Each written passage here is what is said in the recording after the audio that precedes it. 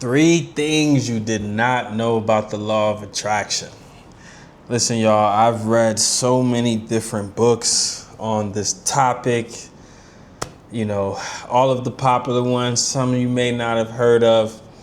And these are 3 things that you probably didn't know about the law of attraction. That's what we're going to be talking about today and taking a deeper dive into that. All right. And I'm sure a few of these, like, you probably weren't aware of. All right. Welcome, everybody. It's MJ the Mastermind. If you're new to the channel, like, comment, subscribe, or don't. Hit the notification bell. Shout out to all the subscribers that keep tapping in. Appreciate y'all. But yeah, man, like the law of attraction, there's so much information out there. It's something that has gained a lot more popularity, like over the last, 15, 20 years. But it's something that's been around ultimately when we talk about just the understanding of it for thousands of years. Like it's mentioned in ancient texts, from thousands of years ago. Emerald tablets, mention, some laws that are aligned. So it's a topic that's been around, and it's like universal law, right? But there's also a lot that people who study the topic just don't know and don't understand. And there's certain things that I've even learned, like over the last 1 to 2 years, that have shaped a new mental model for me as well, right? So today we're gonna jump into 3 of those things that a lot of people may not be aware of, like when it comes to the law of attraction. All right, now let's get into it. All right, so the first one, all right, is you do not create reality, you choose reality. All right, you do not create reality, you choose reality. And this concept is based on the mental model that all versions of reality already exist, right?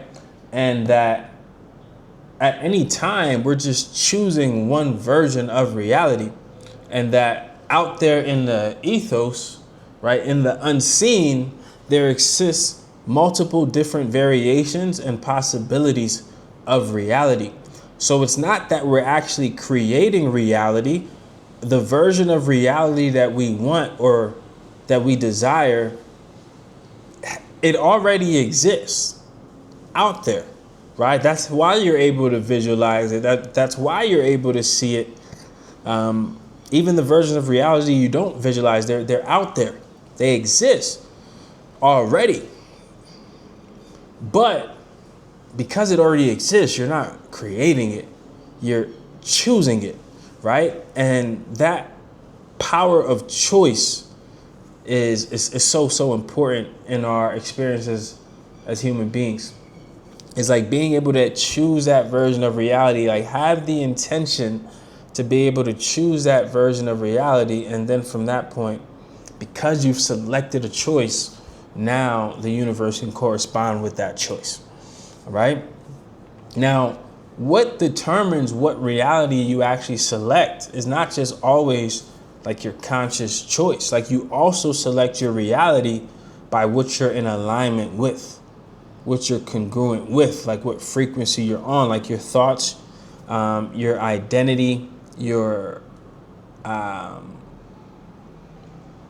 like we ultimately create, or we ultimately choose our reality by the thoughts that we're having, the feelings that we're having. And ultimately those thoughts and the feelings influence our behaviors and our actions, which ultimately influences our results. All right. So creating implies effort and force. Choosing implies alignment and being. All right. So that's the one thing. And I think from like, once I've made that distinction, right now, there's so much less attachment and resistance in the process of manifestation, because it's not this thing where, like when you're creating something, like I kind of just mentioned, it's this subconscious notion that it's this process of hard effort, like you're going through a process of creating something versus like choosing it and selecting it, and then letting physical reality in the universe bring that into, manifestation in physical form. Obviously that involves action, right? But it's a choice rather than actually creating it. All right. Now, the next thing is detachment makes manifestation easier. Okay. Things manifest easier when you detach from them. And the reason why is that, like, when you make something important to achieve, when you're ultimately attached to the outcome and it's so important to you, what tends to happen is you create what's called excess potential, right? Vadim Zeland talks about this in Reality Transurfing, my favorite model, okay? And he talks about this, and he speaks on, like, the law of balance in the universe. Like, there's a law of balance. Like, the universe is always seeking the law, the path of least resistance. The universe is designed to conserve energy. So the law of balance is what counteracts that importance. Like, for example, like, there's a girl you really, really like, you put her on a pedestal, blah, blah, blah. And then what ends up usually happening is that you don't get her, right? Because you created this so much importance. And, Vadim calls this excess potential. It's the energy that's created when we attach so much importance and are attached to the outcome. And then what that ends up doing, because the universe is, implementing the law of balance, it tends to balance things out a lot of times by not providing us what it is that we want, or circumstances and situation for end up happening where we don't actually get what it is that we want. And I'm sure every one of us can point to a time in our life where that may have happened, right? You were so attached to the outcome. It was so important to you. It brought up so much anxiety and whatever feelings that you may have had. And then, you probably most of the time didn't end up getting what it is that you wanted, right?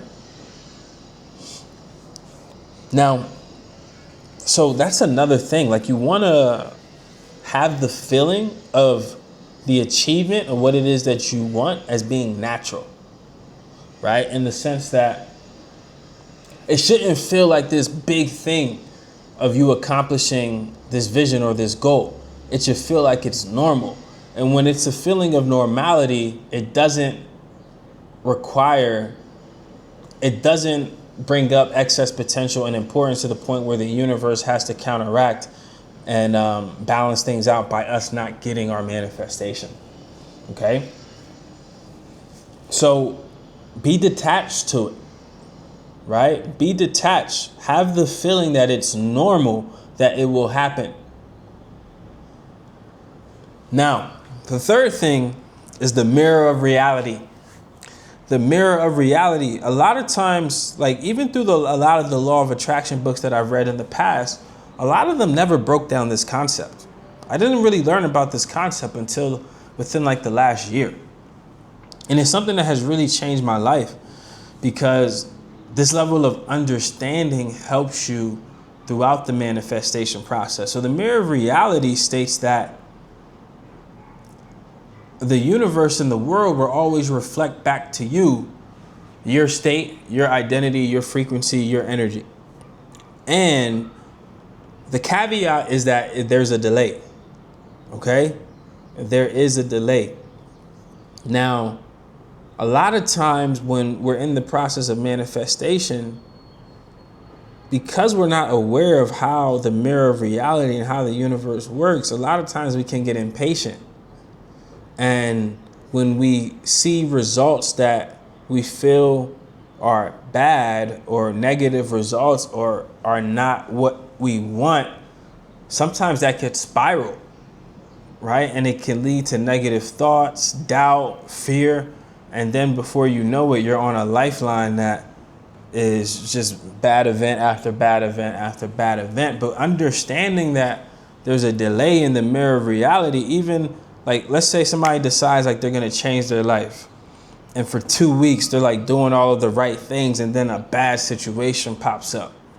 And they're like, damn, man, I've been doing all blah, blah, blah. And then like that just spirals them back. But if you have the understanding that the mirror of reality is 333, that's why I'm smiling. 333, 333.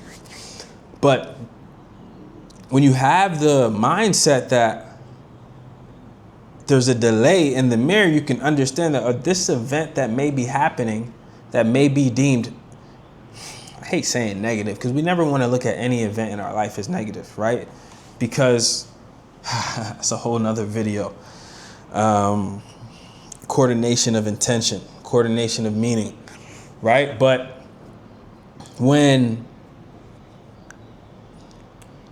let me get back to, what I was saying here. When you understand that the mirror of reality has a delay, you can be more patient. You can look at this event, that this situation, circumstance, and obstacle that may be popping up into your life as a reflection of an old frequency, as a reflection of the old version of yourself, of a reflection of how you may have been thinking 3 months ago, 6 months ago, right? So you can still have confidence in the person that you're becoming and the process of the manifestation, because you understand what may be happening now is a reflection of an old version of me, right? And that can give you a lot of confidence and peace in the journey, right? So listen, y'all, you're not attracting, well, you are attracting, but you're not creating. You're selecting reality, right? You're choosing reality. And once you choose that version of reality, you don't want to be so attached to it. You want to have the feeling of it is normal, because when you do manifest and when you do have what it is that you want and have it, eventually it does become a feeling of normal, right? Because you're not trying to manifest it anymore. It's just a normal part of your life at that point. And then the third thing, like the mirror of reality has a delay, guys. Like the day you plant the seed is not the day you bear the fruit, right? It may take 3 months, 6 months, a year before you start to see the changes, but it's universal law that the changes will happen, right? So just trust in the fact that it will happen, and what you may be experiencing now is not a reflection of who you're becoming, right? Hope this helped y'all. Much love, peace, love, and abundance. Like, comment, subscribe, or don't. Thanks for tapping in either way. Appreciate everyone. Until the next one. Peace.